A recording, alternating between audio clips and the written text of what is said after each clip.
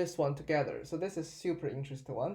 And so it's white to move, and the task is how can white get to win. If we look at the pawn structure, we can realize that our pawns control all the 4 squares, which is really good, which makes the black king only have this path to step into our side. But on the other hand, we have 2 paths. I'm labeling it in different colors to like step into the black's like defense, if I put that this way. So the question is, how can I break through?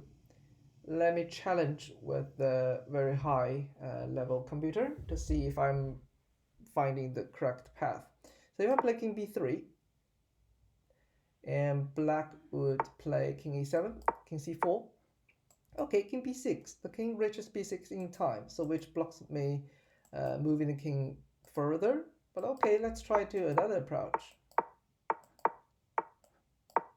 Okay, king g6. That's still very bad. I cannot move my king further.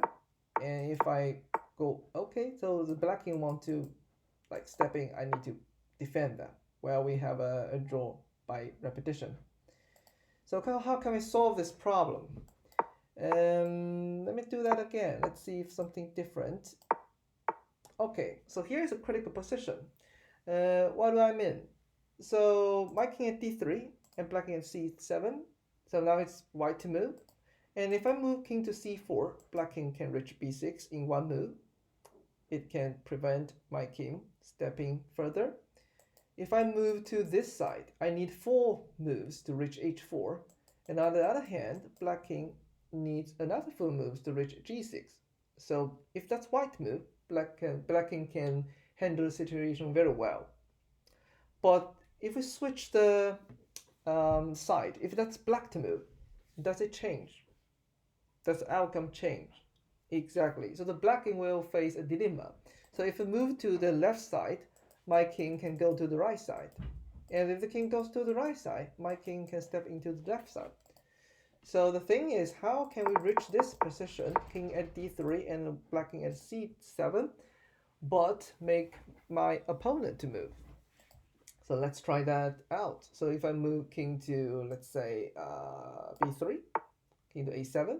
If I move upward, king will go to b6. We all know that. King c2. So now I use something called like triangulation. King d2. I pretend to move to the king side. And let's see. Okay, so if I move 1, 2, 3, 4, 4 moves. 1, 2, 3, 4. Okay, so that's the same numbers.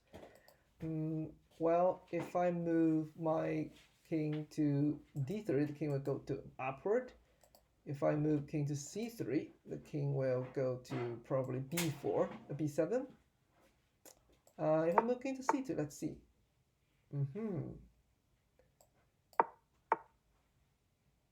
It looks like I'm still facing the same issue. So where did I go wrong? Can I try something different? Maybe king b2 first. Let's see if that makes a difference. King e7. Well, king b3, king a6, king c2, king b6. And if I move king to d2, okay, king c7, yes. So if the king does not go to c7, I will move to h4 in 4 moves. And if the king goes to b7, it takes like 1, 2, 3, 4. It can only reach f6. It cannot like stop my king in a good time. So if the king goes to c7, I can move king to d3. That's a good thing. So that's a position we want to create. And now it's black to move. You see, the black can move to the left side. Then I can move to the king side. Then I can win the pawn.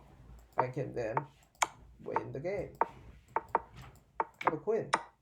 Cool. So that's the essence of this puzzle.